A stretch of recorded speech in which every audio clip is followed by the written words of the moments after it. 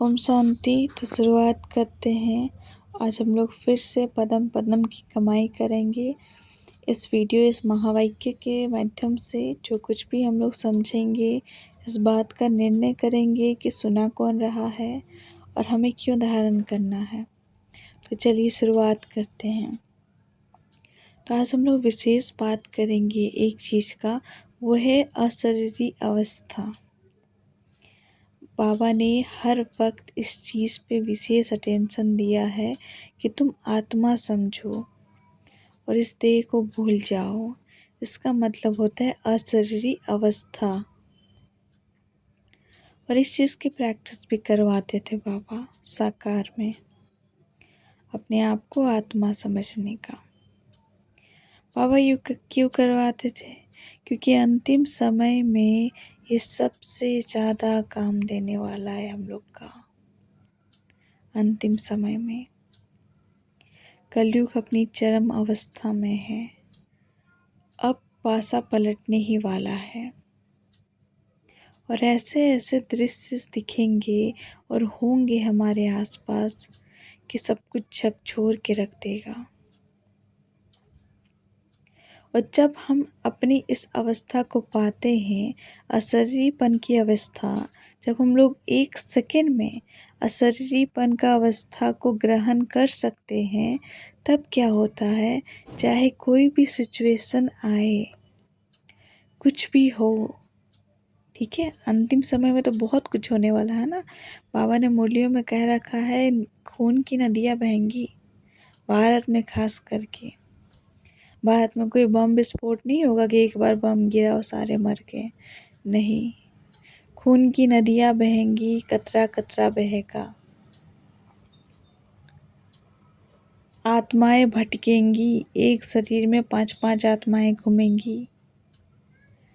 ऐसी ऐसी अवस्था होंगी, विकारों के अति में जाएंगे लोग।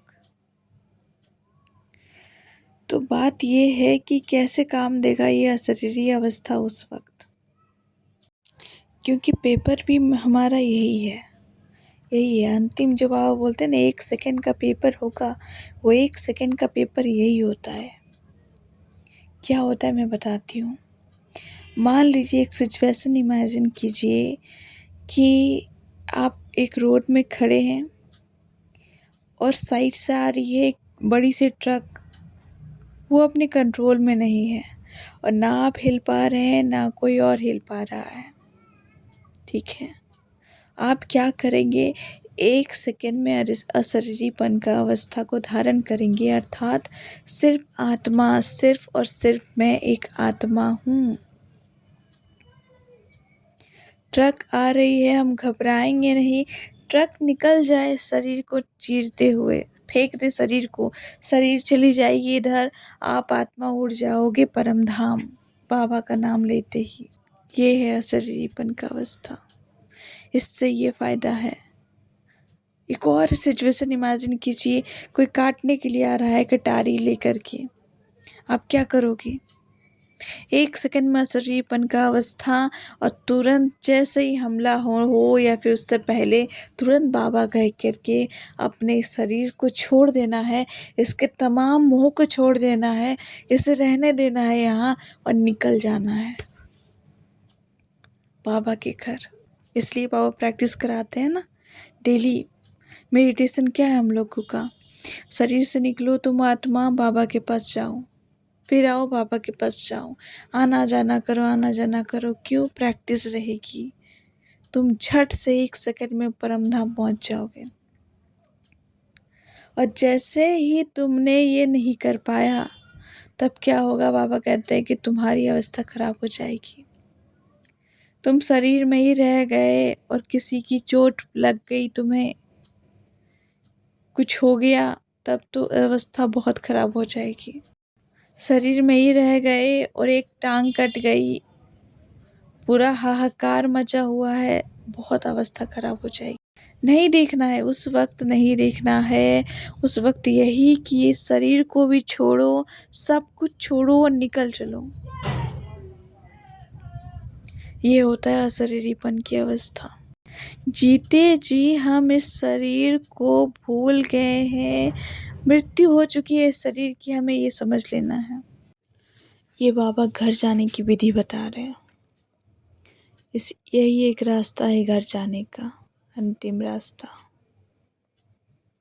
अगर हम लोग रास्ता भटक गए, आत्मा किसी तरह से भटक गई शरीर छोड़ने के बाद भी, तो भी बहुत दिक्कत है।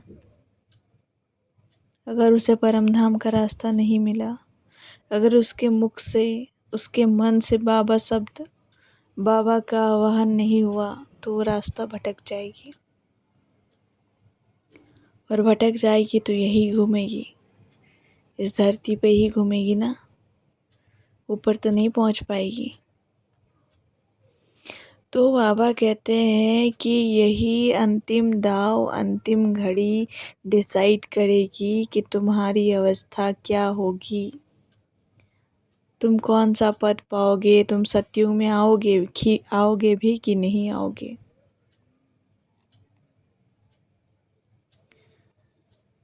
तुम परम धाम पहुंच पाओगे सही से कि नहीं पहुंच पाओगे, या फिर धर्मराज के डंडे खाओगे। तो ये बहुत इम्पोर्टेंट है। हाँ, अभी चल रहे हैं, अभी बहुत मेहनत कर रहे हैं, रेगुलर मुरली सुनना, ज्ञान धारण करना, मेडिटेशन करना बहुत अच्छी बात है। इसी से तो हमारा बेस बनेगा। यही जो प्रैक्टिस हम लोग कर रहे हैं सालों साल, यही जा कर के उस अंतिम घड़ी में काम आएगी। लेकिन वो अंतिम घड़ी ही इम्पोर्टेंट है, बाबा कहते हैं। हम लोग पूरा साल पढ़ते हैं ना, किसी भी चीज़ का तैयारी करते पूरा साल पढ़ते हैं, लेकिन पेपर तो 3 घंटे का ही होता है ना। उस 3 घंटे में मान लीजिए आप बीमार पड़ गए और वो पेपर अच्छा से नहीं दे पाए, पूरा साल आपने बहुत अच्छे से पढ़ा होगा और रात में 4-4 बजे उठ उठ के आपने पढ़ा था, बेकार चला गया ना 1 साल। बस यही बात है। तो ये तो ध्यान रखना ही है कि पूरा साल पढ़ना है, लेकिन वो अंतिम 3 घंटे, उसके लिए और विशेष ध्यान रखना है। तो ये कितनी बड़ी चीज़ है ना, इसको नज़रअंदाज बिल्कुल नहीं करना है। बहुत ऐसे होते हैं ना, एग्जाम्पल्स मैं बताती हूँ कि टाइम आउट हो गया, लेट हो गया, अब गेट बंद हो गया, अब नहीं जाने मिलेगा एग्ज़ाम पेपर देने। उन लोगों ने भी तैयारी की होगी 1 साल, लेकिन नहीं जाने मिला 1 सेकंड 2 सेकंड के लिए, 5 मिनट के लिए। तो लेट भी नहीं करना है अंतिम समय में, लेट भी नहीं। 1 सेकंड का लेट, पूरा तमाम तरह का तपस्या बर्बाद हो जाएगा। बिल्कुल नहीं करना है। बहुत ही विशेष सावधानी सभी ब्राह्मणों के लिए, बहुत विशेष सावधानी।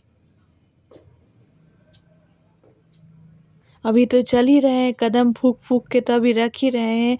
उस वक्त विशेष सावधानी, एकदम 100% अटेंशन होना चाहिए, तो ही होगा, तो ही ये यज्ञ सफल होगा, तो ही सब कुछ होगा। इसी से आपकी पद निर्धारित होगी। आप 108 की माला में आएंगे, 16,108 की माला में आएंगे, या 9 लाख की माला में आएंगे। 9 लाख की माला तो नहीं होती है, लेकिन इसी से निर्धारित होंगे। तो विशेष अटेंशन देना है सभी भाई बहनों को। ये बाबा का विशेष संदेश है। ये अंतिम समय में जो भी ये मुरली सुन रहे हैं, प्लीज़ गांठ बांध ले इस चीज़ को कि अगर पूरा साल नहीं बर्बाद करना है, तो उस एक अंतिम समय में हम लोग को वैसी स्थिति पानी है जिससे हम लोग डायरेक्ट परम धाम चले जाएं। उसके बाद बाबा देख लेंगे, उसके बाद सब देख लेगा, उसके बाद निश्चिंत, और कोई टेंशन नहीं। तो यही विशेष बातचीत थी जो जानना बहुत ज़रूरी है। और ये बाबा का संदेश है, जो डायरेक्शन आपको मिल रहा है, बाबा से मिल रहा है, इस चीज़ का पालन करें। श्रीमत ही श्रेष्ठ जीवन का आधार है। इसी के साथ बहुत बहुत धन्यवाद आप सभी का। इसी तरह से ज्ञान सुनते रहें, पालन करते रहें, योग करते रहें, अभ्यास करते रहें। और अब लक्ष्य को पाना है। अब देर नहीं करना है किसी को। अब देर नहीं चाहिए, है ना। अब हर आत्मा पुकार रही है। ऐसा नहीं कि जो ज्ञान में है वही बोल रहे कि बाबा जल्दी करो। नहीं, अब हर आत्मा कह रही कि अब हो गया, अब हो गया, चलते हैं अब। ख़त्म करो सिलसिला भगवान जी। जानते भी नहीं है भगवान को लेकिन फिर भी बोलते हैं। तो अब देर नहीं करना। इतना तीव्र पुरुषार्थ कि अब पाना ही है, अब हम लोग को करना है।